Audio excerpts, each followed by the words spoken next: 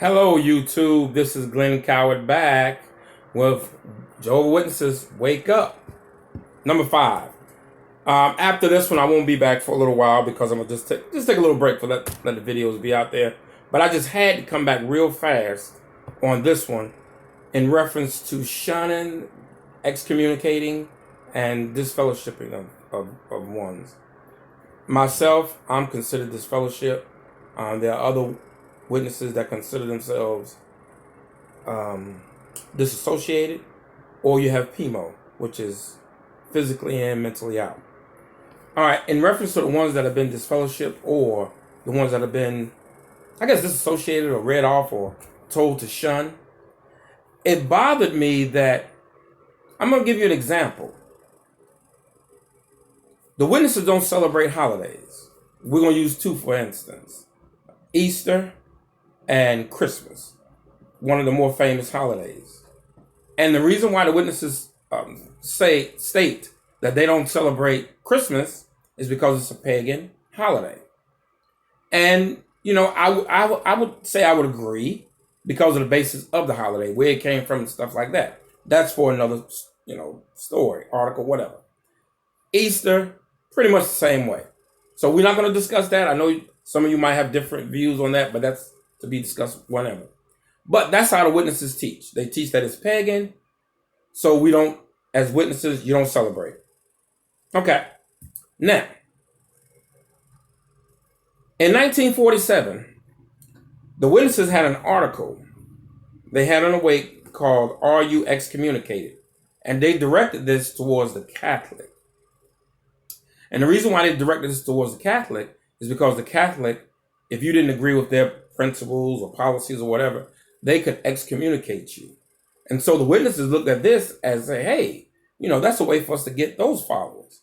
So the witnesses came back with a number of scriptures.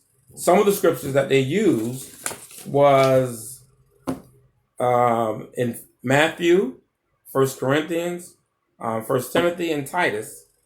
And what they were saying, also Hebrews 10, 26 to 31. And they would say, based upon these scriptures in the Bible, excommunication was wrong. Then the witnesses went far as to say that it was a pagan practice to excommunicate people. And they said the reason why it was pagan is because the Druids back then used it to maintain control over their organization. Now, my point to anybody that's a witness or PMO, if the witnesses state it was pagan in 1947, and then in 1952, they changed it and started using disfellowshipping, disassociation, all of that. They started using it in their religion. How can you take something that is pagan and make it godlike now? And the reason why I bring this up, many people today that celebrate Christmas, a lot of them know that it has pagan origins or roots. So when the witnesses will go knocking on your doors and talking to them, and people will say, well, I know where it came from, but we putting Jesus into it now. So we're trying to, we're putting Jesus in the holiday now. And the witness will be like, well, do you think if Jesus was here on earth, he would agree with that? Now, if Jesus was here on earth now, would he agree with you taking something from a religion you consider backed by Satan and using pagan practices that now you would use those same practices on your own followers? And then they tell you, we are to treat these ones as tax collectors, as the men of the state, basically. Well, the Pharisees got on Jesus Christ plenty of times. In Matthew 18, read it. Read the whole chapter. They got on Jesus Matthew 9. They got on Jesus when they were when he was eating with the tax collectors and sinners. Okay, Jesus was doing that. Now you're saying that we shouldn't associate to the witnesses. You shouldn't associate with anyone that's disfellowship or disassociated or shunned or whatever. Even your own kids, you don't have anything to do with them. They call you, you take the phone, you turn it upside down. And then Jesus was eating with Pharisees and sinners. He was eating with them several times. So, and then in the reference to the apostates or people that witnesses consider apostates, let me give you an example. If I have gold in my pocket and you have wood or silver or I don't know what other mineral there is, copper in your pocket, is there any way you can convince me to give up my gold to take your copper, your silver, or your wood? No. I don't care how long you talk to me. I don't care what evidence you have to say, man, my wood is better than your gold. You need to take my wood. Nah, I'm going to ride with this gold. So if you truly have the right religion and someone comes to you and say, listen, this is what I heard about your religion in reference to something like this. I didn't get this from anyone else. I got this from the Jehovah Witnesses' own publication. If you don't believe me, let's go to, it's called Are You Excommunicated? It was printed in 1947, January 8th. Do your research. This is by your own people.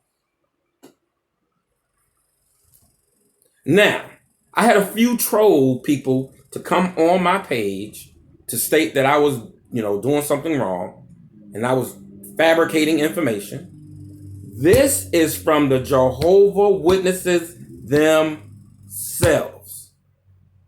If you are a witness right now, ask your elder, your ministerial servant, whomever you want to ask, how can you take something that is pagan and make it godlike now? If that's the case, then you should be celebrating Christmas. You should be celebrating birthdays. They were all pagan. Think about it.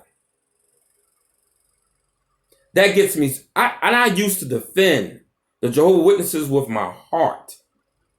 And then when the stuff started coming up with the child abuse cases, and that's a whole, we can make a million videos on that. But when I did the research on disfellowshipping, excommunicating, and then I saw the videos that they made in reference to someone calling, their child calling, and they take the phone and turn it upside down. Are you kidding me? How can you, Jesus said we must show love to each other. How is that showing love by your child calling you and you refuse to answer the phone? When Jesus sat and ate with tax collectors and sinners, and he knew they were that way, ask them. I know most of you are scared to. You're scared to do that because you think they might kick you out. But if enough of y'all, I'm talking to the witnesses and the PMO, if you enough of y'all talk, they love for you to write letters. So enough of y'all get together, write letters. I'm going to say this one more time. The article was in 1947, January 8th. It was called, Are You Excommunicated? Write to them. Ask for an answer. Ask them, how can you take something that's pagan and now you're making it godlike? If that's the case, then all the other bets are off. Christmas is off. Birthday is off. All of these you consider pagan is off. This burns me up. This is the most animate I have been ever. But I'm telling you, something is wrong.